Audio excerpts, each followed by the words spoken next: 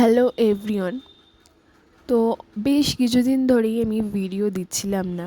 যাই হোক, রিসেন্টলি আমি গিয়েছিলাম দিদির বাড়ি কৃষ্ণনগরে।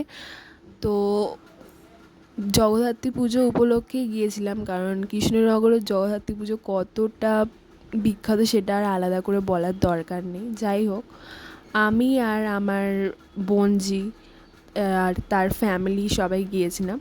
তো আমরা যেটা দেখতে বিশেষভাবে গিয়েছিলাম সেটা হচ্ছে বুড়িমাকে, যেটা কৃষ্ণনগরের মানে যিনি কৃষ্ণনগরের খুবই বিখ্যাত এবং খুবই প্রিয় একজন বুড়িমা।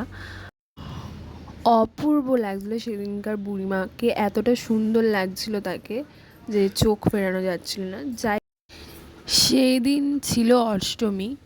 তো অষ্টমীর দিন সেদিনকার যেহেতু মাকে পুজো করা হয় না, মানে মাকে যেহেতু নবমী শুক্লা নবমীতে পুজো করা হয়, তাই বেশ কম ভিড়ই ছিল।